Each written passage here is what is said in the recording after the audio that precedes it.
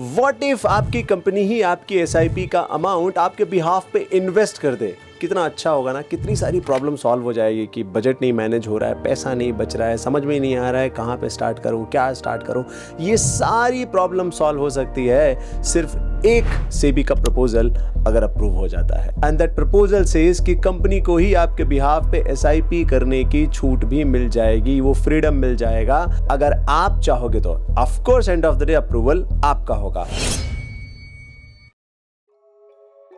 अब सबसे पहले समझते हैं कि ये सीसिप है क्या, यानी कॉर्पोरेट सिप है क्या। जैसे आपके हाथ में पैसा आने से पहले EPF employ provident fund deduct हो जाता है और वो भले थोड़ा सा पैसा हो बट धीरे धीरे कैसे वो पैसा एक बड़ा पैसा बन जाता है और हमें कभी पिंच भी नहीं करता, हम कभी उसके बारे में सोचते भी नहीं। बिल्कुल वैसा ही सेबी ने एक प्रपोजल दिया है कि अगर जो लोग चाहें अपनी सैलरी में से ही एम्प्लॉयर से ही वो एसआईपी डिडक्ट करवा सकते हैं। बाय द वे ये सिस्टम दो प्रोडक्ट में ऑलरेडी चल रहा है, एक है एम्प्लॉय प्रोविडेंट फंड एंड दूसरा है एनपीएस, यानी जो न्यू टैक्स रिजीम है उसमें भी एम्प्लॉयर भी एनपीएस में आपके कंट्रीब्यूट कर सकता है। बाय द वे एनपीएस में हमने डिटेल वीडियो बना रखा है, आप यहां पे देख सकते हो। वैसा ही सिस्टम अब सेबी एसआईपी के मामले में लागू करना चाहती है। By the way mutual fund कभी कोई थर्ड पार्टी कंट्रीब्यूट नहीं कर पाता, हमेशा आप ही अपने अकाउंट से कंट्रीब्यूट करते हो, बट ये फर्स्ट टाइम ऐसा है कि आपका एम्प्लॉयर भी आपके एसआईपी में कंट्रीब्यूट कर पाएगा। बट क्वेश्चन है कि ये काम कैसे करेगा? ऐसे ही कोई भी मेरी सैलरी से डिडक्ट कर लेगा क्या? आंसर है नहीं बाबा। जब आप अप्रूवल दोगे रिटर्न में तब कंपनियां ये करेंगी, और वो कंपनी जो किसी एएमसी एसेट मैनेजमेंट कंपनी के साथ टाई अप में होगी वहां पे ये सिस्टम चालू होगा। नेक्स्ट क्वेश्चन, लेकिन आपने चालू कर दिया उसके बाद आपको चेंज करने का फंड मन है तो यस बिल्कुल आप फंड चेंज कर सकते हो। ऑफ कोर्स आपको एम्प्लॉयर को एक रिटर्न रिक्वेस्ट देना पड़ेगा। क्या मैं एसआईपी पॉज या बंद भी कर सकता हूं? यस आप कर सकते हो, बट उसके लिए अगेन आपको रिटर्न में एप्लीकेशन देना पड़ेगा। जो फैसिलिटीज नॉर्मल एसआईपीज में होती हैं, आप अपने एडवाइजर या खुद आप जाओ और आप पॉज या बंद या घटा या बढ़ा सकते हो। यहां पे ऐसा कोई मैकेनिज्म नहीं होगा क्योंकि अब वो डायरेक्ट सैलरी से जा रहा है, मैंडेट जैसा कोई सिस्टम नहीं है। तो ऐसे में आपको रिटर्न एप्लीकेशन एम्प्लॉयर को देना होगा एंड आपका जैसे एम्प्लॉयमेंट खत्म उस पर्टिकुलर कंपनी के साथ तो ऑफ कोर्स एसआईपी भी नहीं जाएगी। अभी तक ये मिराय एएमसी एंड बजाज ग्रुप ने फॉलो करना चालू किया है और कुछ और भी एएमसीज आएंगे जो फ्यूचर में डेफिनेटली इसको फॉलो करेंगे क्योंकि उनके लिए ऑफ कोर्स ये एक अच्छा बिजनेस मॉडल भी होगा। आपके लिए भी विन विन, उनके लिए भी विन विन। अब समझते हैं कि इसका रजिस्ट्रेशन प्रोसेस क्या है। एम्प्लॉयर साइड से क्या प्रोसेस है? सिंपल, आपको एक फॉर्म भरना है, केवाईसी करना है, वो एप्लीकेशन आपको देना है। उसमें बाय द वे आपको म्यूचुअल फंड भी सिलेक्ट करना होगा एंड देन आपकी सैलरी से डिडक्शन चालू हो जाएगा। लेकिन इसमें कंपनी का भी रोल है, यानी एम्प्लॉयर का भी रोल है, या फिर आप कह सकते हो एचआर का भी रोल है, जो आपका एप्लीकेशन लेगी, एएमसी को सबमिट करेगी and they will make sure कि आपकी सैलरी से ही डिडक्ट होकर के डायरेक्ट एएमसी में आपके बिहाफ पे पैसा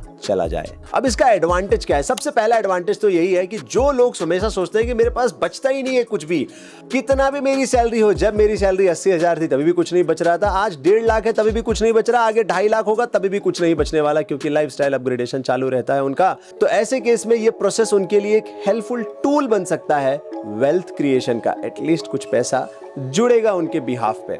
दूसरा, जो लोग कंफ्यूज रहते हैं कहां करूं इन्वेस्ट, क्या करूं इन्वेस्ट, एटलीस्ट वहां पे उनको हो सकता है अगर एचआर को थोड़ा फाइनेंशियल नॉलेज हो तो थोड़ा वो बेसिक गाइडेंस भी दे सकता है and after that people can select. End of course इससे उनको कंपाउंडिंग का, रुपी कॉस्ट एवरेजिंग का बेनिफिट तो मिलेगा ही, और जॉब चेंज करने पे कोई दिक्कत ही नहीं है। जॉब चेंज आपने कर दी, कोई सैलरी ही नहीं आ रही है तो जाहिर सी बात है एसआईपी भी नहीं जाएगी। जब दूसरी कंपनी में आप जाओगे तो वहां से आप फिर से अपना प्रोसेस चालू कर सकते हो। और बाय द वे आप अपने यूनिट को कभी भी एक्सेस कर सकते हो, देख सकते हो, लॉग इन कर सकते हो वेबसाइट पे या फिर एमएफ सेंट्रल पे।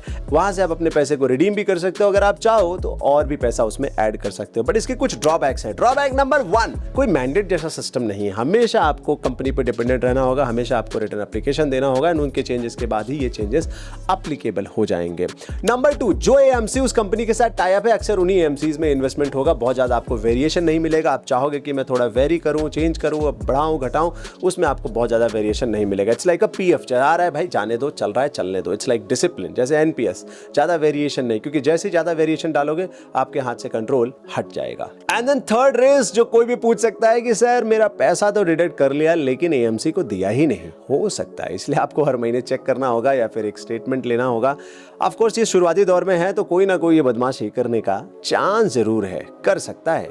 एंड एक बार आपने फंड भी सिलेक्ट कर लिया तो चेंज करना भी बहुत मुश्किल होगा। तो क्वेश्चन इज फिर किसके लिए है ये? जो लोग जरा भी डिसिप्लिन नहीं है, हमेशा उनको लगता है कि पैसा आते ही ना खर्च करने की इतनी इच्छा बढ़ जाती है, तो उनके लिए ये है कि भाई वो अगर इसको चाहें तो ऑप्ट इन कर सकते हैं। आपको अपनी कंपनी में चेक करना होगा कि क्या इस तरह की कोई फैसिलिटी है, उनका किसी से टाई अप है या नहीं, एंड देन उसके बाद आप इसका इस्तेमाल कर सकते हो। एंड एक और सेगमेंट है जो कि फर्स्ट टाइम इन्वेस्टर। अगर आप फर्स्ट टाइम इन्वेस्टर हो ना तो आप बिल्कुल चाहे जो भी जहां पे भी जा रहा है, एटलीस्ट आपको एक डिसिप्लिन पैदा होगी कि भाई ये चलता रहेगा तो कुछ ना कुछ इकट्ठा हो जाएगा। तो डिसिप्लिन के तौर पे इसको आप डेफिनेटली ऑप्ट इन कर सकते हो। किसको नहीं करना चाहिए? अगर आपको फाइनेंस की समझ है, आपके पास आपका खुद का एडवाइजर है तो फिर ये सब करने की जरूरत नहीं, क्योंकि आप अपने गोल के हिसाब से करोगे, आप अपने रिस्क को समय समय पे मैनेज करोगे, आप रीबैलेंस करोगे, आप अपने फंड को चेंज करोगे, ये सारी चीजें आप करना चाहोगे। तो इसके लिए आप ये सब में नहीं जाओगे, you will create your own wealth for sure. तो अब क्वेश्चन है कि कौन सा एकदम नो ब्रेनर सेगमेंट है जो ये कर सकता है? जैसे वीपीएफ होता है, वॉलेंट्री पीएफ होता है ना, वॉलेंट्री प्रोविडेंट फंड, जो ईपीएफ जा रहा होता है, बहुत सारे लोग उसको बढ़ाना चाहते हैं, तो उसमें बढ़ाने की बजाय एसआईपी मुझे लगता है ज्यादा बेहतर होगा। ऑफ कोर्स वोलेटिलिटी आएगी, बट अगर आप लंबे होराइजन को देख रहे हो तो आप इसमें ज्यादा रिटर्न बना करके निकलोगे। आई होप ये वीडियो आपको बहुत काम का लगा। और ये टैक्स फाइलिंग का टाइम है, फॉर्म 16 आ चुका है, तो आप ये कैपिटल गेन कैसे रिपोर्ट डाउनलोड करना है आप ये यहाँ पे देख सकते हो। एनपीएस को डिटेल में समझना चाहते हो आप ये वाला वीडियो देख सकते हो। बाकी मिलते हैं नेक्स्ट वीडियो में। Thank you so much, bye and जय हिंद।